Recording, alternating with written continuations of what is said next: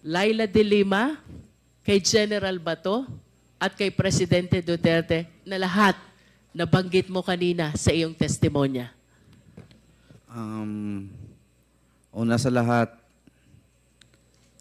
humihingi ako kung ma'am, kung nagsubaybay ka ngayon sa hearing dito sa Quadcom, patawarin niyo po ako na nadala sa o na uto-uto sa panahon na yon na idamay ka po na walang katotohanan naman. At ang picture na yon, nagkataon lang na pumasyal ang pamilya ko sa baybay at nagkita tayo at nagpa-picture ako. Yun ang ginawa nilang ebidensya.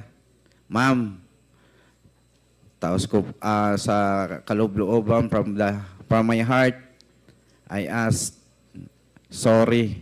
Sorry talaga po, ma'am. At kung ano mang plano mo sa ginawa kong buhat-buhat o sala o kalambigitan sa droga o unsay imong buhaton, andam ko mo dawat, ma'am. Pero ang ako alang ihangyo, mangayo ko nimo pasaylo sa akong gibuhat. Kay na-pressure ragyod ko, ma'am. Naluoy ko sa akong mga anak, ngagagmay pa kayo atong panahon na. Patay na akong papa, o ako mamatay, mag-unsa na lang akong mga anak, maong gibuhat na ko, nga buhat-buhatan ka o magtumo-tumo o istorya kabahin sa kalambigitan sa droga. Once again, sorry kayo, ma'am. Handa po akong harapin kung ano ang plano mo sa akin po. Mr. Chair, can we please have a translation of what he said? The last that I know, I'm the chair of the committee, but now I can become the translator and the interpreter. Ang sabi po ni Kerwin Espinosa, siya ho ay humihingi ng kapatawaran kay Senator Laila de Lima sa kanyang ginawang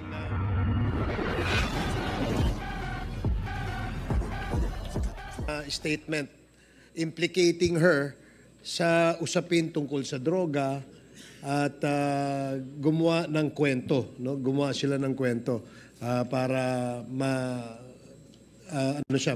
masama dun sa kwento, sa narrative ng pagkaka-involved ni Senator de Lima sa usapin sa droga. At sabi naman niya na handa rin siyang harapin kung ano man yung aksyon na gagawin ni Senator de Lima kay Kerwin Espinosa. Does that satisfy the good congresswoman from Batangas? I am totally not familiar with Visayan language. How about your message to Senator Bato? Sir, Bato de la Rosa, sana po magbago na tayo na iwasan natin na gumagawa lang ng senaryo dahil sa politika na masira ang isang tao kasi hindi kalyado natin. Iwasan na po natin at wag na natin gawin na pilitin na gumawa ng kwento para lang mapin down ang isang tao. Yun lang po ang mabigay ko kay Senator De La Rosa na mensahe. At sa ating Pangulo noon, ang ano ko lang kasi pinagbigyan ako na makapagbigay ng mensahe, Mr. Duterte, sana po i-validate niyo po bawat report na marinig mo sa iyong paligid na ganito, ganyan, si Fulano.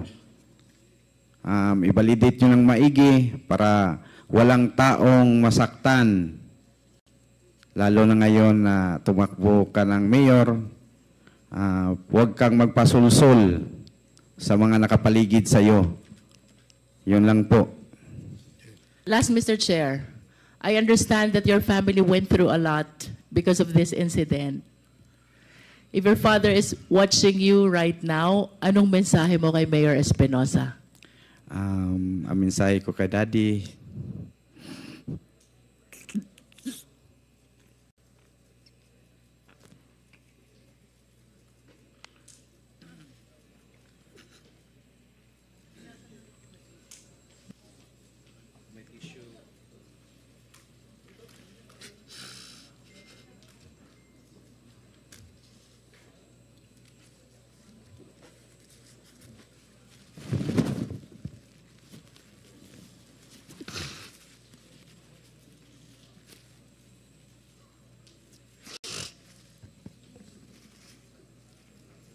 ang mensahe ko sa daddy ko,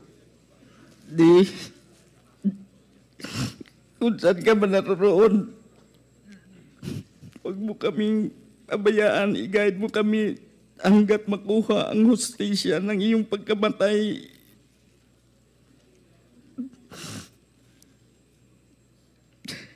Salamat sa lahat na pinadama mo sa amin nung ikaw ay nasa kapiling ka pa namin na bilang ama.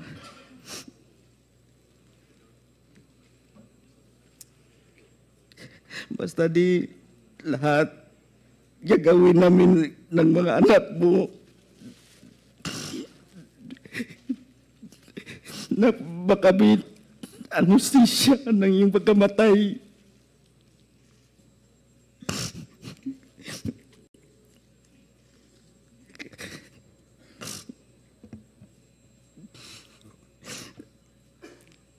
Padayon na lang di sa imo pagpanaw.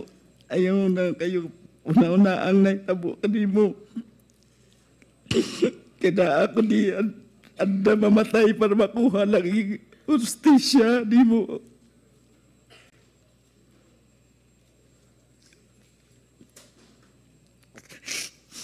Bisan tuod sa iyong pagkamatay, wala na tanang kita.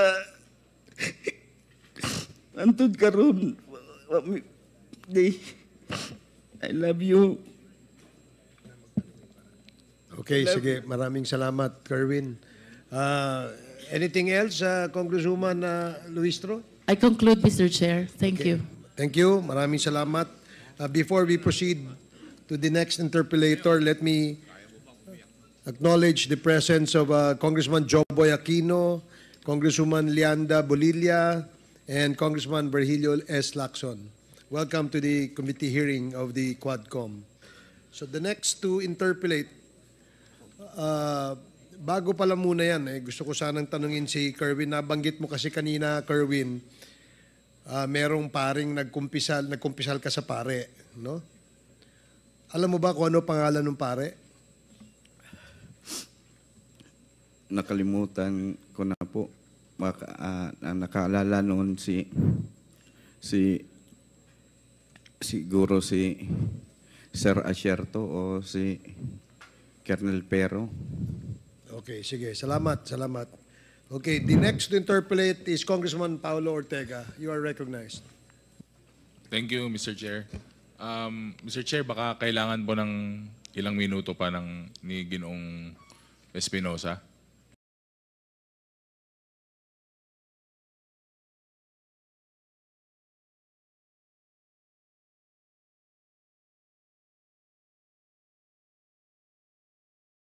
The parliamentary status was before we went on a 1-minute recess. Congressman Paulo Ortega has the floor to interpellate Mr. Espinosa. However, Mr. Espinosa requested the committee to be given time to recover and be able to answer the questions that will be propounded by the members. So you now have the floor, Congressman Ortega. Please proceed. Thank you, Mr. Chair. Magandang araw po. Magandang araw po, Ginoong Espinosa. Okay na po, sir. Okay na po, Mr. Chair. Your Honor. Thank you. Mr. Chair, sinusundan po natin ang sinumpaang salaysay ni Ginoong Espinosa at it was very striking po, no, lalo po doon sa number 21 hanggang sa 25. Ginoong Espinosa, Mr. Chair, ang pakiramdam niyo po ba ay nagamit kayo? Ginamit kayo sa lahat ng mga nangyaring ito? Sa sarili ko, pagkaintindi sa aking sarili, nagamit ako at naging biktima lang sa mga nangyayari. Noong pong sa sinumpang salaysay niyo muli, nung kayo po ay medyo napilitan na sabihin po at magturo po ng mga taong inyong napagbintangan at mga taong naidamay, ang emosyon po ba na nararamdaman nyo ay yung takot po para, hindi po para sa sarili nyo, pero para po sa mga mahal nyo sa buhay? Opo. Yes po.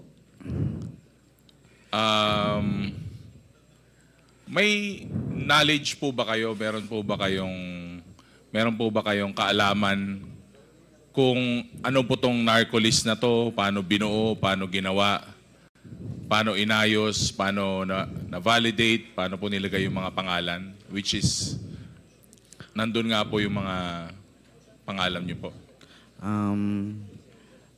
Your Honor, sa sariling pagkaintindi ko at sa sariling analisar ko, parang yung nakaraang administrasyon, pag hindi ka kakampi nila or kaalyado, pwede kang ilagay sa narcoles. Yun lang po ang yung sa tingin ko nitong narcoles na ito. Kasi maraming inosente, maraming malinis na tao, may mga na sali sa narcoles, hindi nga marunong magsigarilyo, nasali na sa narcoles. Walang insaktong validation. Bago ilagay sa narcoles, sana imbestigahan talaga ng mabuti kung talaga bang totoo. Yun lang po. Mr. Chair, from the interpellation of the Honorable Jinky Luistro, sabi nga po niya, she's malaking hiwaga po kung paano ginawa itong narcolis na to, kung paano po nagawa ang listahan na yan. At based po sa mga statements saka sworn affidavit ni Ginoong Espinosa, para po siyang parang parte po ng pelikula.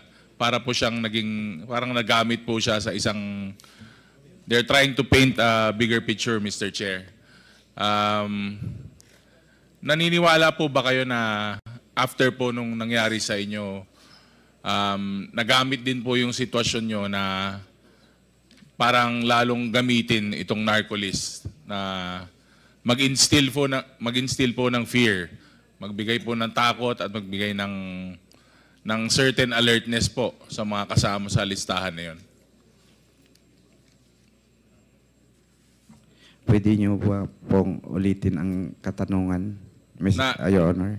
Mr. Chair, Ginoong Espinosa, naniniwala po ba kayo na yung sitwasyon nyo ay ginawang example po para sa mga iba pa pong nakalista sa narcolist, parang ginawang sample, parang ginamit po yung exact situation nyo sa pagturo ng mga pinagbibintangan sa nangyari po sa inyong ama? Naniniwala po ba kayo na parte po lahat to ng mas malaking, sabi nga nila, mas malaking script, mas malaking pelikula? Opo.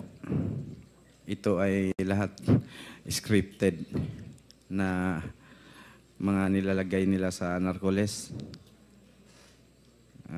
Hindi ito nakakatulong sa gobyerno natin. Mr. Chair, I would just like to put on record na marami pong pagkakataon na yung mga kritiko po at nagbabato po sa Quadcom ay sinasabi na ang Quadcom po ay merong script. Pero nakikita po natin ngayon based po sa ating investigasyon, sa napakatagal na po na ginagawa ng mga different committees, na tila po parang ang script po hindi po nanggaling sa mga investigasyon natin. Nagagamit po itong narcolist, nagagamit po itong mga ganitong sitwasyon para po parang pinaglalaroan yung mga tao, ginagawa sila mga pawn. At nakakalungkot nga po dahil nakikita po natin yung mga iba't ibang biktima, lalo po sa mga extrajudicial killings at yung mga parte po ng listahan na to, Mr. Chair. Hindi na po ako magdadagdag ng mga tanong, Mr. Chair. Bibigyan ko po ng oras yung mga ating ibang kasamahan. Salamat po sa oras, Mr. Chair. Salamat po, Ginoong Kerwin Espinosa.